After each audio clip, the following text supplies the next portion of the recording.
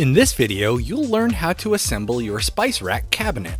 To assemble this cabinet, you will need the following tools and supplies: a power drill equipped with a Phillips head bit or a Phillips head screwdriver, a dead blow hammer or rubber mallet, and a staple gun. While an air-powered pneumatic staple gun will make the job easier, you can also use an inexpensive manual staple gun. We tested the Arrow Model T50 heavy-duty staple gun with success, and this model can be found for under $20 at most hardware stores. You'll also need the appropriate 3/8 or 10mm staples for your staple gun, as well as a bottle of wood glue, which will form the primary bond that holds your cabinet together. A pneumatic pin nailer will help you assemble drawers quickly, but it is not required since the drawers can also be fastened together using wood glue. We'll show you both ways of assembling them.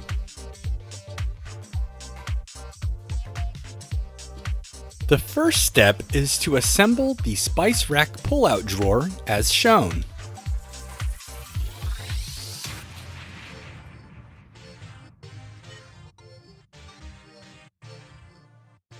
You'll want to examine all the pieces of the drawer, using the groove as a guide to determine where they belong.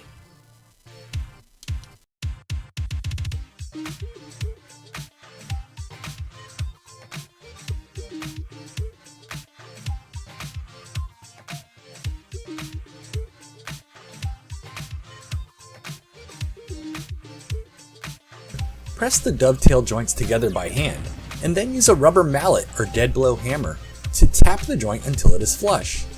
Follow that up with 3 or 4 pin nails along the seam.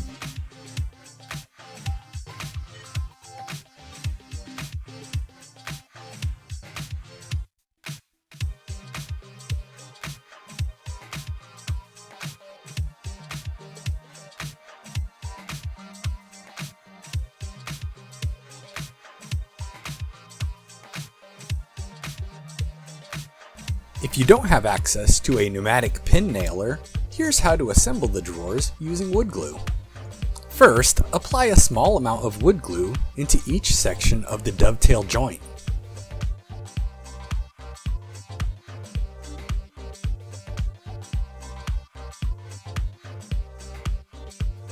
Make sure that the groove for the drawer bottom is properly oriented, and then press the dovetail joint together. Use a dead blow hammer or a rubber mallet to tap the dovetail joint together until it is flush.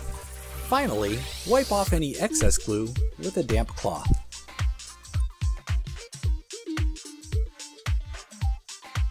Repeat this process as needed to complete your drawer's assembly.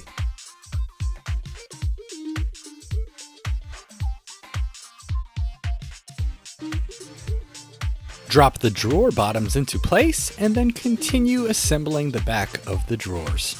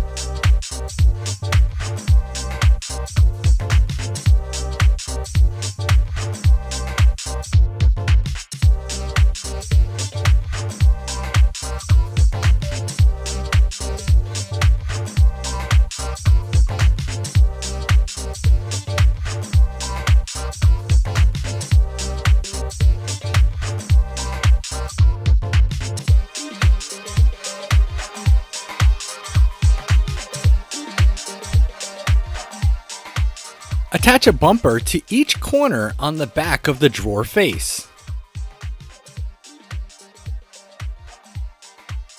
Next, apply a bead of wood glue into the grooves on the back side of the front face of the cabinet.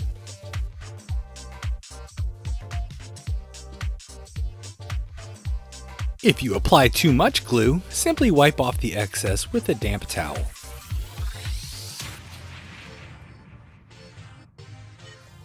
Attach 90-degree assembly brackets as shown. They should be placed along the edge of the groove so that they are flush with it. You can place these brackets in the general vicinity shown here. Remember that the placement of these angle brackets is much less important than having a good snug fit so that your glue will dry properly. It is the glue that creates the permanent bond that holds your cabinet together.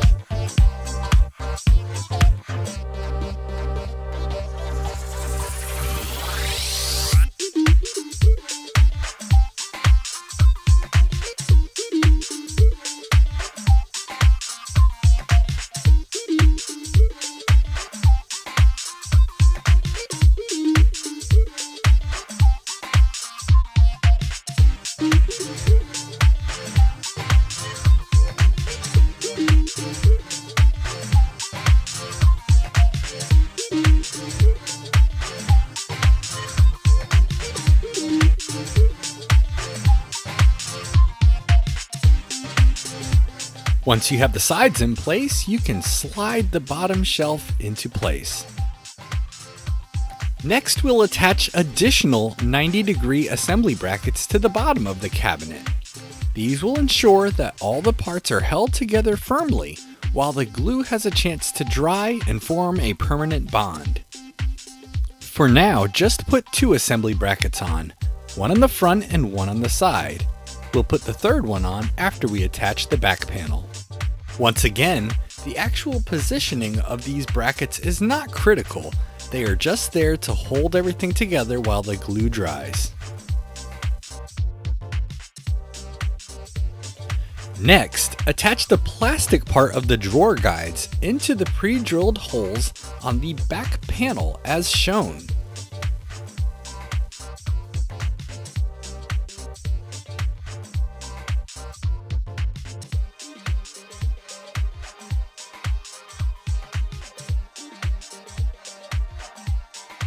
Slide the back panel into place and secure it with staples.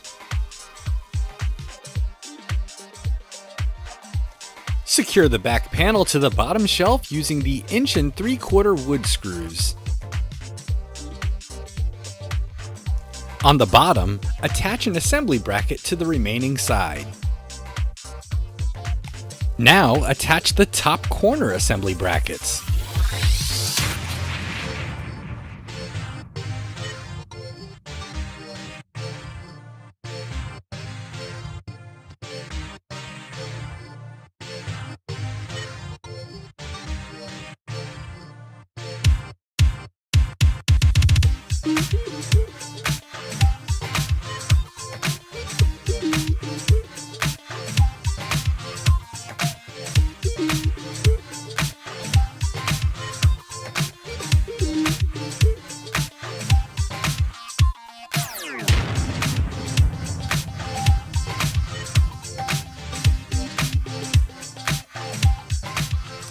Now it's time to attach the toe kick. You can do so using a pin nailer or with a hammer and 2D finish nails. Next, we'll install the metal part of the drawer glides. Here's a close-up of how they connect to the plastic part that we've already installed in the back panel.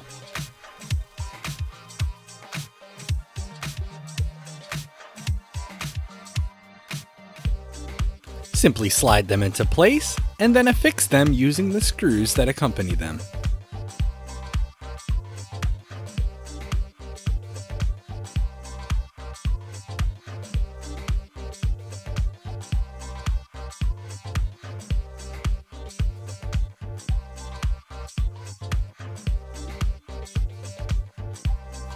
Align the catches on the drawer glides with the pre-drilled holes on the drawer. Carefully slide it into place.